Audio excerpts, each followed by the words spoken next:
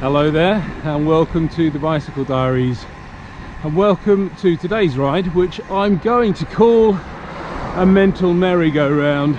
And I call it that basically because it is. The entire route is something that I've created on the Hammerhead dashboard, and I'm going to be using the Karoo to navigate. The whole route is 100 kilometers. So yeah, I don't go any further than about 10 kilometers from my front door. So today I'm just going to go round and see how far I get before I get bored or cold or just run out of energy. Let's see how I do.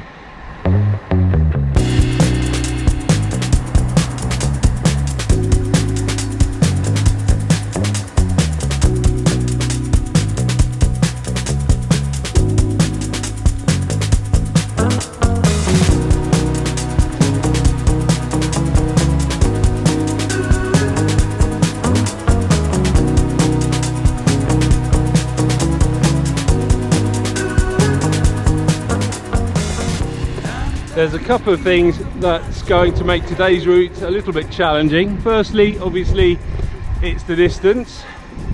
Secondly, I'm not 100% sure where we're going. Although I've created the route, it twists and turns so much that it's very hard to keep track of the roads that I'll actually be using. And secondly, I'm doing this first part of the ride fasted because I'm trying out some intermittent fasting to try and lose a bit of weight.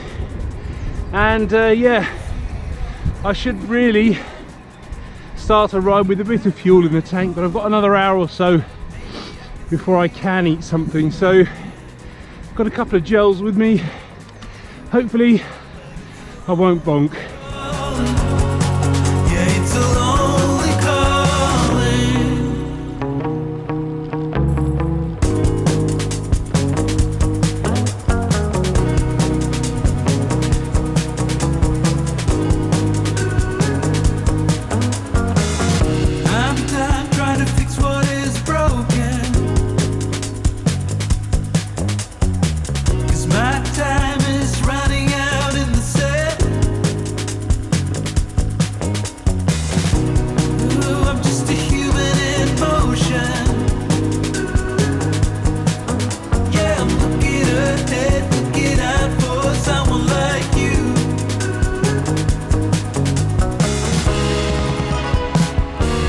Well, there we go, that was Speltham Hill.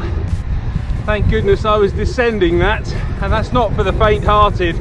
It's only about the third time I've done that descent, and as you can probably see, it's absolutely terrifying, particularly because the road's so narrow and twisty.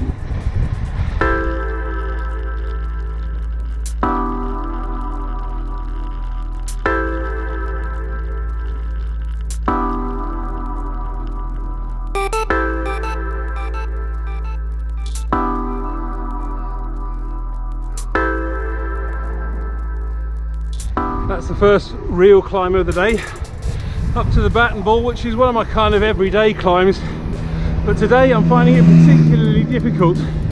Might be the wind.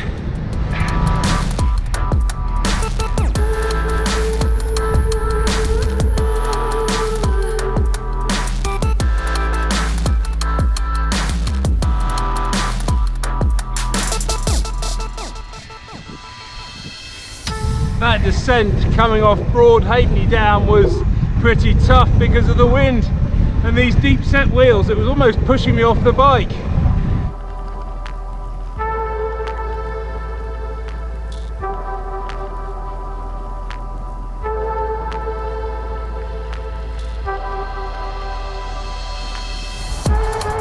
The reason I created such a convoluted route was because at the time the UK was in lockdown. I think technically we still are, and I was anticipating a rule that was saying we weren't allowed more than 10 kilometers from our houses. So yeah, I created the mental merry-go-round.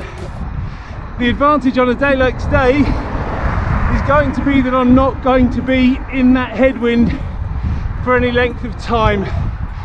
Shouldn't be too long before I change direction and I got a tailwind.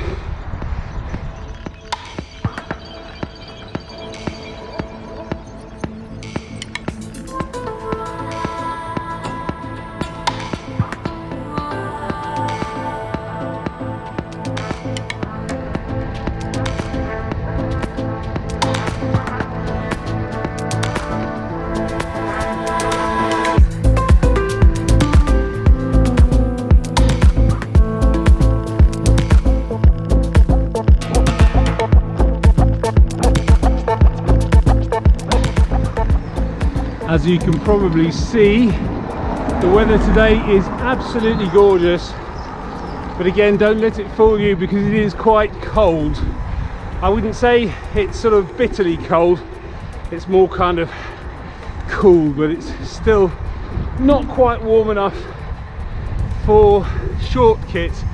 I made that mistake on Monday when I rode down to a place called Selsey, which was a round trip of 70 kilometers. I wore short kit and got very, very cold.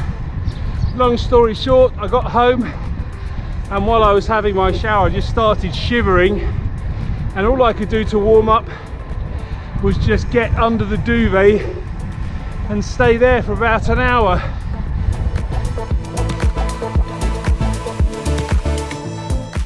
"45 kilometers in, and I'm just the other side of Denmead now, and it's starting to get a little bit tough. I can feel the bonk coming on.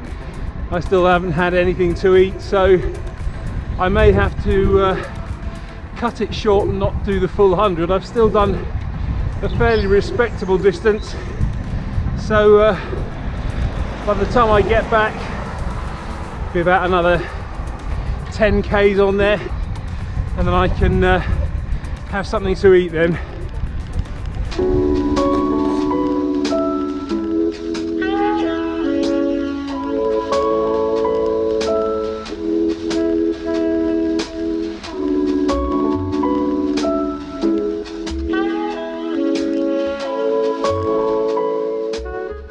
Probably just as well that I am heading for home, because I'm having issues with the saddle now as well.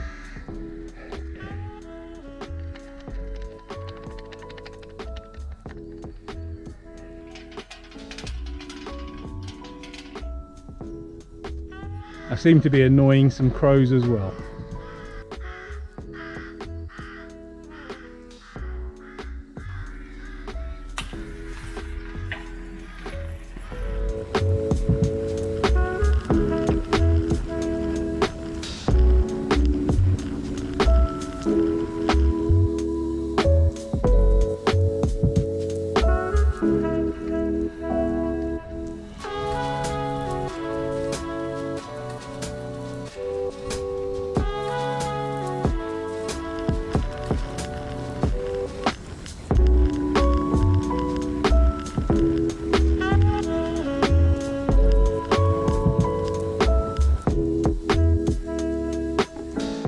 If you've ever had the bonk, you'll know all too well how unpleasant it is.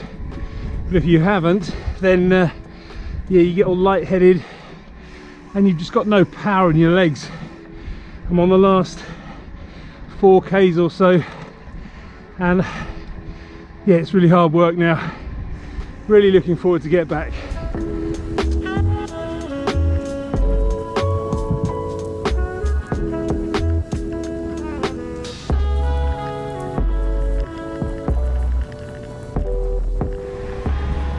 Last 2 k's now, so that's traditionally my kind of cool down, so I'm just going to take it even easier than I was over the last 4 or 5 kilometers. The good news is that the saddle issue isn't anything more than loose bolts really. I tightened it up with my multi-tool back there in Denmead, but I didn't have a spirit level, so I can feel the saddle's trying to tilt forward a little bit, but I'll sort all of that out when I get home.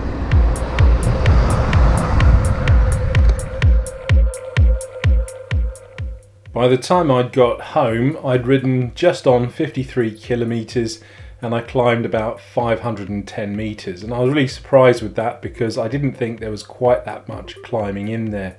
I also have to say that I was a little bit stressed by this ride, and that was because basically I just didn't know where I was going. The route was so convoluted, I had to keep an eye on my Karoo for all the navigation, and because the Karoo literally does not make a sound, you don't know when a navigation point has been flashed up on the screen, and if you don't look at the computer all the time, then you might miss something. And obviously if you're looking at the computer all the time, you're not looking at the road, and that can be pretty dangerous.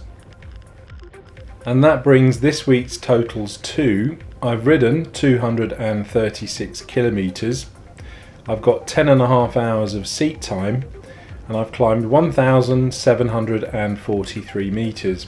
And that brings the year so far to: I've ridden 1,943 kilometers, I've got 86.5 hours of seat time, and I've climbed 17,708 meters.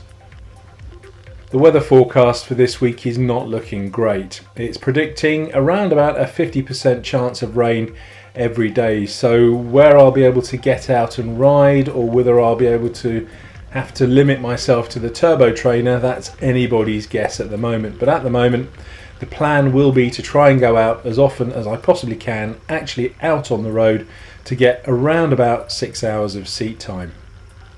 All in all, it's been a pretty good week on the bike. Again, I'm looking to do another 100 kilometer ride as soon as possible, but obviously I will have to take into account the fact that I'm doing some intermittent fasting, so I'm going to have to work out some sort of strategy where I've got enough energy in the tank to start the ride and not do another bonk like I did on Saturday. Thanks for watching.